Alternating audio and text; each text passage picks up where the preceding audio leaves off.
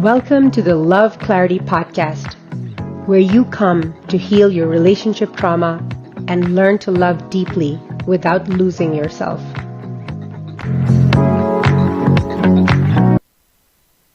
Betrayal isn't just about what someone did to you. It's about what it rewrites inside you. It makes you question everything, your judgment, your worth, your ability to ever trust again. But here's what no one tells you. Rebuilding trust isn't about learning to trust them again. It's about learning to trust yourself. Welcome to the Love Clarity Podcast. I'm Sanya Bari, relationship therapist and coach, and one of my specialties happens to be infidelity. And today, we're going to be tackling one of the hardest, most painful questions. How do you rebuild trust after betrayal without losing your dignity? The betrayal pain, it just cuts so deep. You get hurt at the same sacred place where you love from, the same vulnerable, soft, and sacred place. That's where you get stabbed. And you know what? Not even straight up stabbing, backstabbed. The biggest problem with betrayal that nobody addresses is the reality that it is a very difficult time for the one who's gotten betrayed because they feel like, how did this happen on my watch? What, am I somebody who doesn't know how to make good assessments or decisions? I was an adult human and I reasonably felt like I could make good discernments, but it looks like I don't know how to keep myself safe. And when you have that type of an experience where what you thought was something that you could just rely on, maybe it was, you can consider like a platform on which you were building whatever castle you were building, and you realize the platform was made out of sand. You're like, oh my God, maybe I'm just not a person who knows what they're doing. And you have this immense feeling of not feeling safe. One of the biggest misunderstandings that can set you in a loop of pain and then codependency is this misunderstanding that, okay, I'm not feeling safe. All right, I just don't know how to feel safe.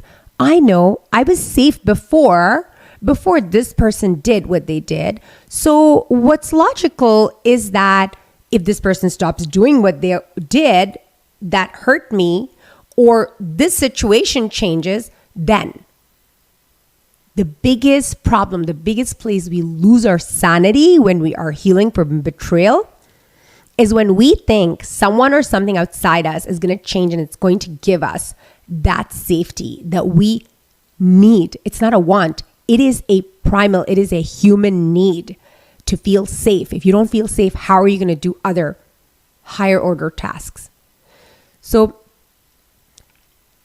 the minute you start setting your eye, your focal point on that person or that thing or that situation where you have deemed that if this changes, I'm going to be safe, what I'm going to tell you is that that particular thing is going to move around. It's going to disbalance you and you're going to just keep falling. Almost like when you're doing yoga and you maybe find one spot to put your eye on so you can do some type of a complicated balance move. Dristi.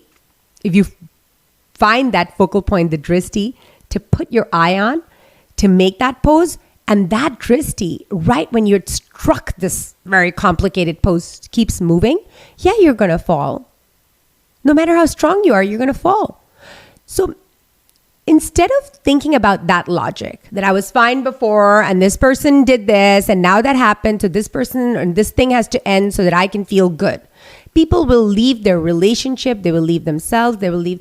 We're constantly thinking, the question becomes, should I leave? Should I go? You know what? I don't care whether you leave or you don't leave. Unless it's an abusive relationship where you are going to get hurt, your life is in danger, your physicality is in danger, or your there is so much emotional abuse that you won't be able to withstand that, then of course, don't even think about it, get out. But the question, instead of focusing on, should I stay, should I go? The most important thing you must focus on is how do you get that safety? Because it is on that platform of safety that you must stand to make any decisions. Because it's almost like when you have been betrayed and, really, really betrayed, when you trusted someone, you got betrayed.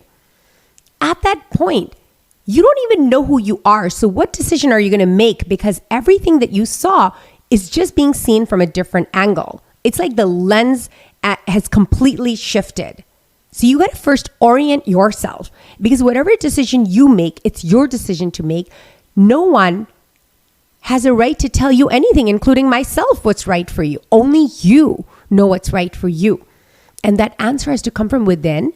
And instead of following that logic that I was just speaking about, that, I was fine, this person came and did this, so if this thing stops or this person stops, then I'm going to be okay. That's a road to insanity. That's the road that leads to codependency. That's a road that leads to post-traumatic stress disorder, because you live and you die with the loyalties and the decision making of somebody who has just right now proven to you that they may not have their best interest in mind. And they have just proven to you that maybe they don't make the best decisions for you or for themselves. You're counting on them to get the most important thing that orients you, that is going to allow you to be in a space where you're going to make a decision that you're going to be okay with. Whether it's a decision to leave or stay, it doesn't matter. It has to be a decision that is so coming from such a deeply rooted place within you, that represents you so pivotally, that it doesn't matter whether when you come to the pros and cons of any decision, it won't matter. So what do you do instead of that logic? I'm going to present you another logic. It's the logic. And here's the very, very real logic. The reality is something that I'm going to say it the way my professor said it, Dr. Hulnick. We were all sitting in a lecture. We're all very serious. Somebody got up and shared how he can't trust his wife because she cheated on him, and he really wants to, but he really just doesn't know whether she's going to cheat again. He really just can't know that for sure. So we were all waiting. The whole class of 300 was waiting for Dr. Hulnick to respond to this man. I was certainly very interested in the answer because I was already a relationship specialist and an infidelity specialist. So Dr. Hulnick takes his time and he says, you can count on people to do one thing. You can always count on people to do one thing. And then he pauses for effect, and we're like sitting at the edge of our seats. We're like, okay, what's he going to say next?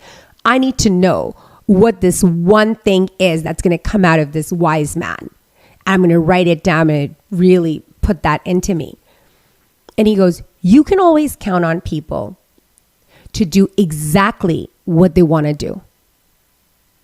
And I'm thinking to myself, oh my God, I take this back to my people I'm working with who've been betrayed. They're going to scratch my face out. They're going to be like, what, are you kidding me? How are you going to say that? Whatever they want to do? And I want to argue with that. I don't agree with that. I don't like it. Nobody asked me. The reality, the existential reality of life is that people will ultimately always do what they want to do. And the other reality is that we have no control over anyone but ourselves. When I was a young mother, now my kids are, in their 20s, I used to think that I have control over them. Anybody who's been in the motherhood experience or has raised children, I'm even going to say like pets, you realize very quickly that it's not, you really are not in control of things. And in fact, you begin to realize how little control you have over things. It is literally insanity to try to change someone, to try to base the most important thing in your life on anybody, let alone the person who just cheated on you. But no one. So then what's the answer? What am I to do?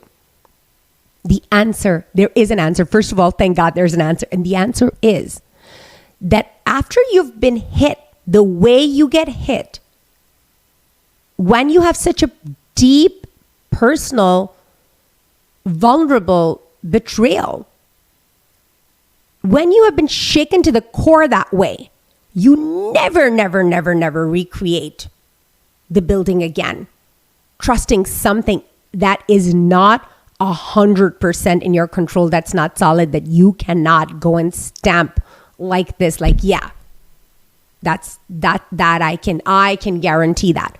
And let me tell you what you can guarantee. You can totally always guarantee what's inside of you. So the only place that you can trust, to have trust, that you must trust, where your trust must stem from, whether you trust anything in the whole world, including the person that just cheated on you, want them in your life, you don't want them in your life, it doesn't matter. The most important task is to create self-trust. So self-trust is that primary color from which all of the colors of trust come from. It has to be the pivotal. It has to be the core of all trust. And you must go there and build that first before you build anything. Now, what is self-trust? Let's talk about what self-trust is. Self-trust is like, I don't know who's going to love me or who won't. Don't know whether what I rely on I'll have tomorrow or not. I don't know what's going to happen to me. Turns out stuff happens without my permission. That's the human experience we live in. But I don't know any of that. But what I know for sure is that no matter what happens, no matter who's with me or who isn't with me, no matter what calamity strikes me, that I'm going to be by my side, that I'm going to be with myself, that I'm never going to leave me, that I will never be disloyal to me. And when you and I stop betraying ourselves, those of us who have the curriculum, the earth school curriculum of betrayal that's been given to us, if you've been hit by betrayal, you're that person. Then you can do many things. But this is what you cannot do. You cannot betray yourself. And when I'm like coming to this type of information, I'm thinking to myself, wait a second, it's not like I have a choice anyway, right? Because I mean, I have to trust myself. Like it's not even, is that even a thing to say? Of course I'm going to trust myself. But I'm not talking about that loosey-goosey, oh yeah, I can't help it, and I really don't have a choice, and whatever, like, just dragging it like a dead body behind you type of trust. I'm talking about the trust where you systematically show up for yourself when you say you will. And when you don't, because you know what? We're going to make mistakes. We're just human. When you don't, that you go back and you make a loving repair with yourself where you no longer have a need to please other people when it is not okay with you, that you must pause to consent with yourself before you agree to things. That when someone or something is hurting the one that you love, which is you, that you say no matter who it is. That you don't sell yourself out at the first sign of somebody who loves you needs something. Oh, you don't say you need something? Well, I'll just sell myself out. That you treat yourself the way you want to be treated. This was me years ago. If somebody's like, oh, does somebody want to do this thing that, no one wants to do? Yeah, me, sign me up. Oh, does somebody want to sell themselves out? Yes, me. I'll do that. I'll sell myself out. I remember seeing this very funny Instagram once, and this woman goes that, I know that you're not supposed to sell yourself out, but once in a while I go on a clearance sale. And I was laughing because it sounds so awful. And I know that I've been on a clearance sale sometimes, and you got to be like, no, I am the one who defines my value. Nobody else defines it. And I don't have to be that person where I'm like, the other end, the narcissistic end, which is why I never used to come to self-love, because I used to think that self-love are those narcissistic people who are like, you must die so I can live. I never wanted to do that. I would rather be this person who's being abused and used and like, people pleasing to the extent that they're a chameleon, they don't know who they are anymore, than be the person who's so mean to other humans. Like, I don't want that. And there's a middle ground. And the middle ground is that if somebody has the audacity to ask you to sell yourself out, then you can have the audacity to say no to them. That at the drop of a hat, when someone that loves you comes and says, hey, I want a piece of you, then you can say, hey, I love you too, but I love me as well. I love you through me. And if I destroy me, I wouldn't have me to love you. I gotta love you through me. Because I love you, I won't let you destroy me. Because I love you, I will say no to you, because what you're saying is gonna hurt me. What you're saying is not okay for the one that I'm taking care of, for the one that I must be with, that I must never betray. That's really what self-trust is. And you know what? It has to be earned. Like all trust, it has to be earned. If you're gonna think self-trust is that loosey-goosey, what am I gonna do? I'm gonna trust myself. No, this is deliberate. This is conscious. This has to be created. This has to be that you put aside people and things and situations and requests and beliefs and judgments and past ideas and cultures and traditions and whatever it is, when it is conflicting with the humanity that you can feel inside you, because it is your job to know the quality of your soul. It is my job to know the quality of my soul. It's my job to live into it. It's not anybody else's job. I've been walking around my whole life getting upset why people don't treat me the way I, can notice that I'm worthy of being treated, because I'm also a soul like many other people. And then to realize that this whole time I'm teaching them to put me aside, and when they do what I've been doing my whole life, teaching that to them, no matter what I say with my words, teaching that to them with my actions, that put me aside, drop of a hat, just put me aside. You need a volunteer to be put aside me. And then when they do it, I get upset about them. So I get to be the person that I want them to treat me like. I want to be the person that I want to be in a relationship with. I have to treat myself the way I want others to treat me. So what I want you to take from here is that you can heal your betrayal. And in fact, betrayal comes to be turned into loyalty. Betrayal is an invitation for loyalty. That pain that you have from the betrayal is coming to you so that you can heal all of the pains that came before it. So that you can heal the place inside you that can invite that type of betrayal. That when you do experience betrayal, that yes, it's sad, and yes, I don't want that for you or me or anyone. But it is a moment for your personal evolution. This is not about, what is this person going to do and how did they do it and what are the details of them and how can they change. It is about you. And you don't just rebuild trust in them. Of course, they have to do things, and they will. When you do things for themselves, if they are people who are interested in being with you, they will do it. But your job is not to rebuild trust with them primarily. That is a secondary task that'll happen as a byproduct of the main task. You rebuild trust in yourself first. How do you rebuild your trust? You pause. You don't rush into things. You check in. You take consent from yourself. You treat yourself like someone you care about. For example, when I was newly married and I was quite young when I married, I didn't have this habit of checking in with my husband when I would when somebody would invite us. They'd be like, "Oh, you want to come?" I'm like, "Yeah." And I literally had to teach myself that, by the way, there is one other human that you have to regard. And I was like, that doesn't seem right. If you care about someone, you check in with them. Check in with yourself and see whether you are consenting to what is happening. Are you being loyal to you? Are you being loyal to you now and now and now? Are you treating yourself the way you'd like to be treated? Are you in integrity with yourself? Are you showing up for yourself the way you want others to show up for you? Generate a list of all of the requests that you have from other people. Do all of those things for yourself. Are you being the person you are asking for others to be in a relationship? Are you being that person in your relationship with yourself? How is your self-talk? Check in with yourself. And number 3, choose. Choose what serves you, serves your dignity, serves your honor.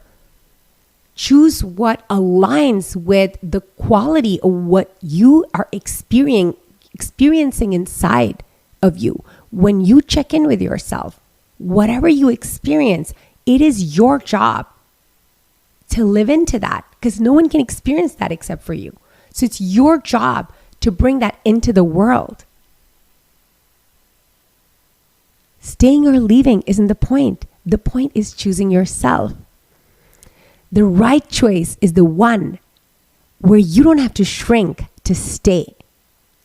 And trust is earned, not just given, because you love someone, and not just seen as a given because you are who you are. You have to earn your trust with yourself too. And you have to earn your trust with yourself first. All trust comes from the primary trust, which is self-trust. All the shades of trust, all the hues and colors of trust come from that primary self-trust. Betrayal doesn't define you. Your healing does. And if this episode helped you, share it with someone whom you think needs it.